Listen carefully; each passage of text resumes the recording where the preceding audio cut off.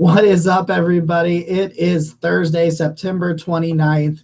This is your Daily Dog Takes as we start to shift to week 4. I'm joined by Tre from Falcons _ATV, as well as the host of the new Millenium Falcon podcast, which is just for that name. Everybody go listen to it. Man, how you doing tonight? I'm doing good, Jacob. Thanks for having me on. Really excited to talk about this matchup. I think we got a good game in store for this Sunday. Yeah, I can't wait. Guys, if you guys are looking to deck yourself out in the best Browns gear before we get there, check out our friends over at Homage. I will put a link in the description if you're on YouTube. It'll be in the comments if you're on Twitter, and the audio version, it'll be in there as well. All right, man, we're just going to jump right on into it with the Falcons offense because I know that a lot of people that watch this show probably don't have a lot of idea what's going on down there. I always start with the offensive line. So where do you stand on the offensive line? How do you feel as the unit as a whole? And then kind of go through some of those guys that the Browns will face on Sunday. Yeah, so you're looking at a pretty retooled offensive line coming into this season. New center, new left guard. Chris Lindstrom is kind of really an emerging star, I think, in the league over at right guard. Really underappreciated guy. You can pencil him in as I don't know how big of a Pro Football Focus guy you are, but he's always scoring in the top for the team every week. So Jake Matthews, old faithful over there at left tackle. And then Caleb McGarry is a guy who's playing on the last year of his rookie contract, and he's looking like it too. He's really playing well, but this is a unit that a lot of people were down on coming in. Right now, Pro Football PFF has them at the 10th best O-line in the league. I'd say that they're probably around maybe more towards average. I think it's the run blocking grade specifically that's really pushing that to be so high. And that is the strength of this O-line from what we've seen is the run blocking. Pass pro is a little shaky at times. The quarterback has been able to help cover up some of those deficiencies with his mobility, but a much better looking offensive line than a lot of people expected coming into the year. Yeah, and you're in luck. We may be just running out some dudes out there at defensive end. I still so as we record this Wednesday night, the Browns have not ruled Myles Garrett out, which is ludicrous to me. Like I don't even understand how that he rolls a car 5 times and he's just like, I might play a game in 4 days. I don't know. And I'm just like, sure, Myles, you are inhuman. I don't understand it. And obviously I'm very happy that he's okay. And I hope him a speedy recovery. Jadeveon Clowney will be interesting. Yeah. Clowney, I'm not as familiar with what's going on there, but interested to see if he'll be able to suit up for the game. Yeah, it's so he gets an ankle injury Thursday night against Pittsburgh, and he ends up leaving, and he's been out, now 10 days. So I feel like Clowney. I'm sorry, he got injured in the Jets game. He did not play Thursday against the Steelers, so he's had an off week. So I'm really hoping that he's out there because if there's no Myles and no Clown, I think Myles is out, and I think Clowney will play. So I think there's a pretty good shot for one of these tackles to have a pretty good game, depending on who draws the short straw, so to speak, or the long straw of only one pass rusher that really has much production in that lineup if they don't go any deeper than that. And then, of course, the defensive tackle position, Taven Bryan's hurt. You mentioned having a budding star at guard. Well, this is definitely a matchup he will love to showcase his ability because they can be gashed up the middle, man. So if there's some power run style coming from Atlanta, it'll be really nice. I'm a big Arthur Smith guy. I really liked that hire. Okay. I think give him the time to have some tools. Let's start talking about the skill position. We'll get to the quarterback towards the end a little bit. Let's talk about Cordell Patterson because this dude, man, he is what the Browns wanted to do with Josh Cribbs, right? They wanted to make Cribbs this love that comparison. He that was the Wildcat. Remember that? That was the Wildcat era. And of course, Josh Cribbs was a quarterback at Kent State before coming in and being that. But the Browns could never figure it out. Well, Arthur Smith has figured it out because Cordell Patterson is just again, I just think he's a playmaker. I love what he's doing. So talk about Cordell Patterson and what else Atlanta has in that backfield.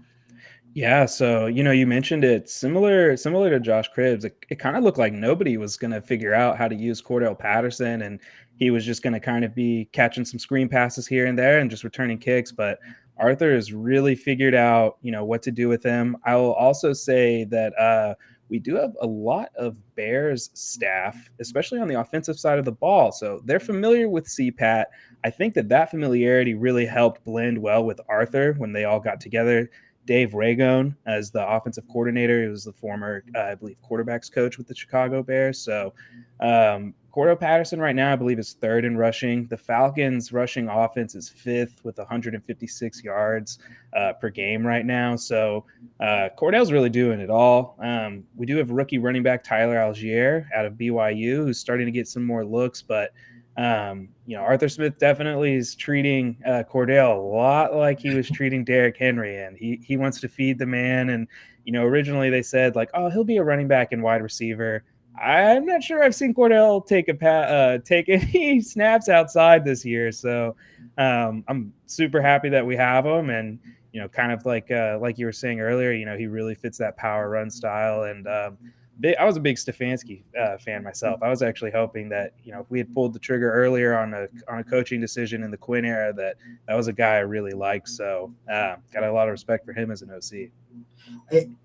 Stefanski was like, I wanted Stefanski instead of Freddie Kitchens. So like I felt like I like beated my chest after they fired Freddie and went to the playoffs, and I was just like, like I didn't think Freddie could win too. Like I'm an idiot, so it's like I'm just gonna get behind everybody. But right. A big Stefanski guy over here. I fight people on the internet about Stefanski's ability to call plays. Oh, he's a great play caller. I can't believe people would say anything else. He's fantastic. And I mean, just look at Kobe, just look at Brissett, and once he gets Watson out there, it's going to be a totally different story.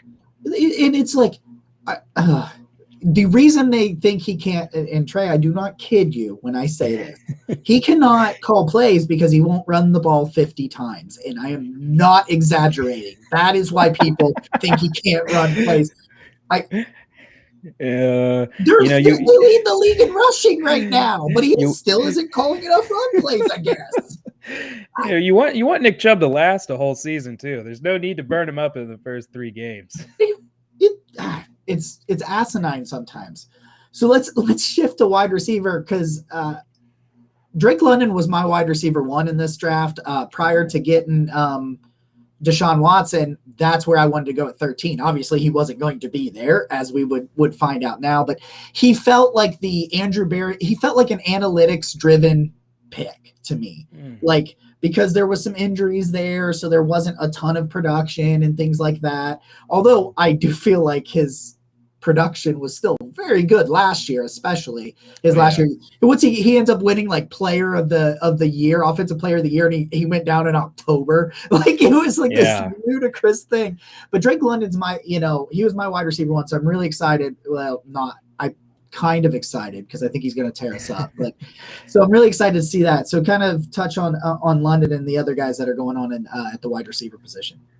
Yeah, it's actually funny that you say that about London. I was a little low on London. I didn't know if he was actually going to be worth the top 10 pick. And he's been making me eat my words since we got him, which, I'll gladly do. The production that you're getting out of him from a rookie right now is just fantastic. So, beyond London, we've got Bryan Edwards. The team just traded for him. He came from the Raiders, former 3rd-round pick.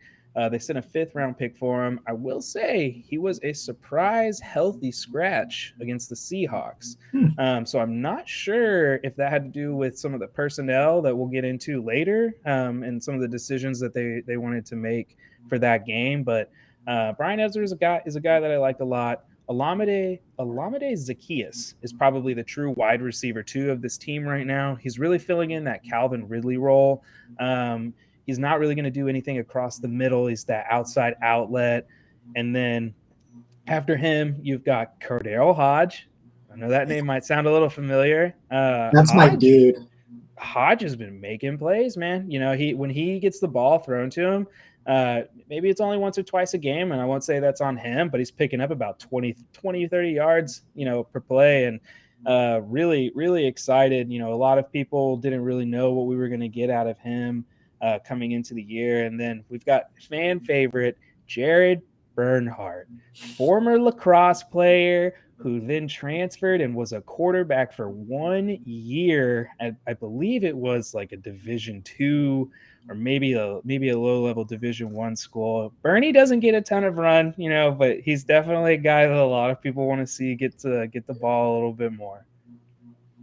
I always love fan favorite. Cordell Hodge was a fan favorite. So like 2 years ago, 2 years ago in 2020, 100% of his receptions were first downs. Like that, it was like this. Like he only had like 18 catches or 20 catches or something like that. But it was always a first down, and it always seemed to be whenever Baker Mayfield really needed someone, like anybody, like maybe scrambling or a play action where things are breaking down, and it just always seemed that Hodge was right there. And I lost a bet last year because I said somebody told me that he wasn't going to make the roster, and I was like, he's not going to make a roster. I'll do this if like I had to I had to wear a Fu Manchu for an episode or whatever because he didn't make the roster. And of course he would follow John Dorsey up to Detroit before last year. But I really like Cordell. He's still playing the guitar, is he? Is he down there? He is. Yeah, he is.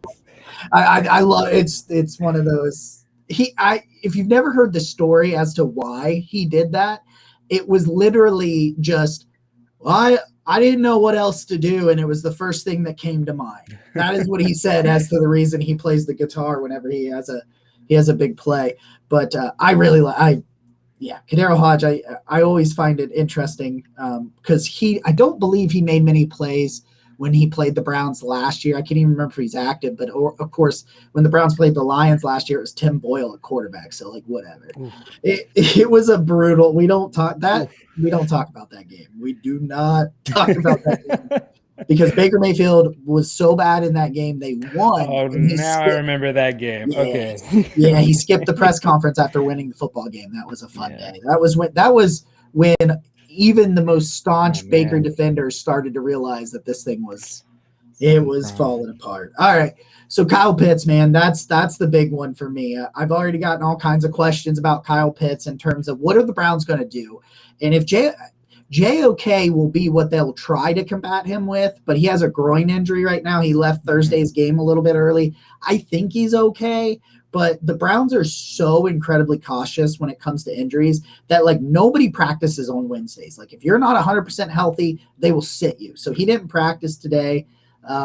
He may practice tomorrow. We'll have a good idea. That is the only – if JOK doesn't go, I'm not sure how they even think they're going to cover Kyle Pitts. So talk about Kyle Pitts, man, and then if there's anything behind him in that tight end room.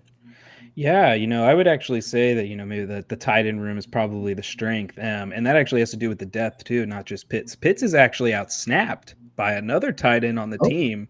Yeah. Parker Hesse. Parker Hesse is really kind of the do-it-all Swiss Army knife tight end. You see him playing at fullback, wing back. He's in blocking, he's catching passes. He kind of does it all. So, he's somebody that's a really, really important piece of this offense that I think not a lot of people talk a lot about. But the guy that we all love to talk about, Kyle Pitts, I was kind of thinking, they'd probably look at putting JOK on him. But what Kyle's been seeing a lot of this year is some bracketed coverage, some over-the-top stuff as well. So nobody's really been trying to leave him completely alone. For the first two games, Falcons fans were putting out missing persons reports for Kyle Pitts. Everybody was wondering what's going on. I think he had 2 receptions in both games under 20 yards. And Arthur Smith started catching a lot of flack for it. And then the Seattle game, Kyle Pitts probably should have finished with 160 yards because he burned the safety on the very first play. He was wide open. It would have been a 75-yard touchdown, and the ball was just sailed. So it was really good to see him get it together. He mossed, I think, about 2 plays in the game against the Seahawks. The guy's a freak, and it shouldn't be too hard to get him the ball. That being said, I do think that everybody kind of saw what happened with the Seahawks, and if that's going to be the plan going forward, I can definitely see the Browns, wanting to make sure that they make somebody else have to step up, maybe try to force the rookie Drake London to have to make some more plays. And then beyond that, this is a guy that's fun to talk about within the Falcons fan base. So Felipe Franks, former Florida, Arkansas quarterback, is now a converted tight end in the emergency QB3 of the team. He only had one snap last week, but he had a key block on the play that led to a Cordell Patterson 40-yard touchdown, or not 40-yard touchdown run, just a 40-yard run. So he's another guy that fans are kind of interested in, and Arthur Smith seems to be really intrigued by Felipe Franks, and he's about the same height as Kyle Pitts. So the tight end room is pretty fun right now, and Kyle Pitts is leading the charge. It's really funny when you talk about what do you do? Fans putting out missing persons on tight ends because they did the same thing with Njoku after 1 week. They're like, what? He gets one target and he like one catch for 6 yards against the Panthers. They're like, what's going on? And then this last week he gets 9 catches for 89 and a touchdown. And they're like, oh, okay. Well, this is why you should have been giving him the ball. And there was like this funny story that Mike Tomlin refused to change his coverage on Njoku. And they went to Njoku on like a 7-yard curl on like 3 straight plays. They were like, oh, you're just going to, okay. And they just, because he's a really big, he's, Kyle Pitts, he's a big physical freak. And they were like, we're just going to let you have the underneath route. And Jacoby was like, well, all right then. Like, I will just all the way down the field. So that's great. Let's talk about the quarterback, and then I'll give you the floor on a general overview. So I was in this weird quarterback limbo situation, very similar, I'm sure, to how you guys felt down there in Atlanta. I knew not a lot of people felt. A lot of people wanted to disagree and argue with this, but Baker Mayfield was never coming back to Cleveland. It was never happening, especially once they met with Watson. I think Watson doesn't even have to exist. They would have never gone with Baker. I think he didn't like them and they didn't like him. I think it was a mutual get me the hell out of town sort of thing. Yeah. Mariota was one that I kind of threw around like, I'll take, because I didn't like the quarterback class. So I was like, I'll take Mariota until we get to the next class or something like that. So I kind of liked that idea before the Browns got Watson and Brissett. So how do you feel on Mariota, how he's been so far, and where you think he can go this year? Yeah, and that's funny that you say that, because a lot of Falcons fans were kind of looking and thinking like, hey, maybe Jacoby Brissett would be a guy that we can add this offseason. So, you lose Matt Ryan, and the way that happened, a lot of people don't necessarily know how to feel about how it went down. We were engaging in talks with Watson as well. Seemed like the regime was kind of ready to move on anyways. I don't think Matt Ryan was coming back that year. Similar to what you said, I think a lot of fans were convinced that he was going to get to finish out his contract. And it was very clear after the first year with Arthur Smith that the lack of ability to run play action or anything like that really seemed to affect the offense. So Arthur Smith calls up his old buddy Marcus, and Marcus comes over, signs a 2-year deal. And I'll start off by saying that I think Marcus has done a good job. He's much better than the player that he was when he was in Tennessee and he got benched. And Arthur Smith was the guy that benched him. So knowing that Arthur Smith made the call and had the confidence to, give Mariota a second shot felt good. On the flip side, Mariota is tied for the lead in turnovers right now.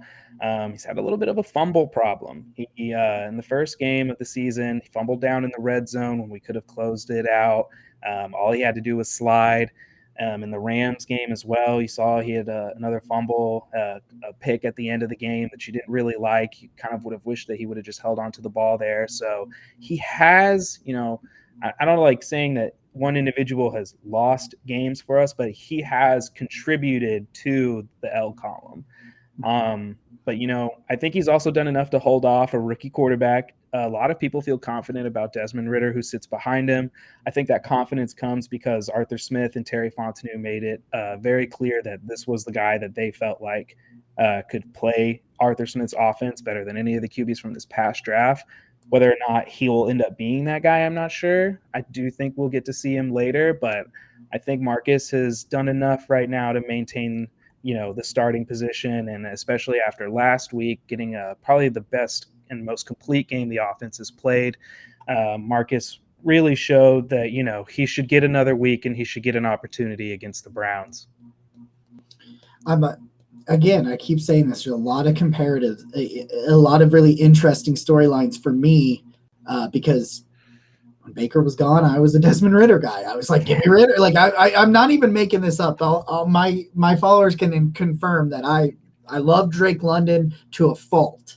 Like I mean, just like he even surpassed Garrett Wilson, and I'm an Ohio State guy. So like Garrett Wilson was up there, and then it was London, and it was going back and forth, and I love both of them. So getting to see them both, and Garrett Wilson just torched the Browns 2 weeks ago. So that was just, I was there. I watched the historic collapse and had to drive 4 hours home. So that was my day. That was fantastic. All right, man, before we wrap this thing up here real quick, give me if the Falcons are to beat the Browns on Sunday, what do they have to do offensively? Offensively, they can't turn the ball over. They only had 1 turnover in the Seahawks game. Or actually, we had 2 turnovers in the Seahawks game. So can't turn the ball over. Got to play clean. They're going to have to be able to run the ball effectively. Arthur Smith, his offense is predicated off the run, and we've seen success. We've seen the most success when they're able to get the ball going on the ground and set up the play action. I really think those are the 2 most important things that they're going to have to do if they really want to be competitive with this Browns team, because from what it looks like, they're going to have to put up some points. Browns are scoring at a high clip right now. So it's going to be really interesting to see, if the offense is going to be able to keep up with that. And I'd say that's probably the last piece of the puzzle. Just like we all predicted, the shootout between the offenses of the Falcons and the Browns. That's right. I'm like, I watched some Jacoby Brissett tape from last year to this year, and I'm like, is this the same? Because he looks so much better this year than he was last year. Like, looks great. Well, he was running an RPO system down there, and he's not an RPO quarterback. And they were like, Tua does it. And it's like, yeah, Tua's an athlete. And like, Brissett's just this really big, strong. I'll tell you what. Throwback QB, I really like Brissett's style, man. He reminds me, and and Browns fans hate when I say this, there's a lot of Ben Roethlisberger there. Like a lot of that big, strong, like he's going to run to throw, but he's going to run and escape by powering through tackles. Like he's not going to, like him and Mariota are going to be able to avoid sacks, but in completely different ways. Right. And so it's great. All right, Trey. Well, I appreciate your time, man. We will have you on back on for tomorrow's episode, even though we're recording it right after. So everybody knows the charade. We know how this goes. So I will give you that opportunity to plug everything tomorrow night. But we appreciate you guys for coming out. We'll talk to you guys again tomorrow. And as always, go Browns.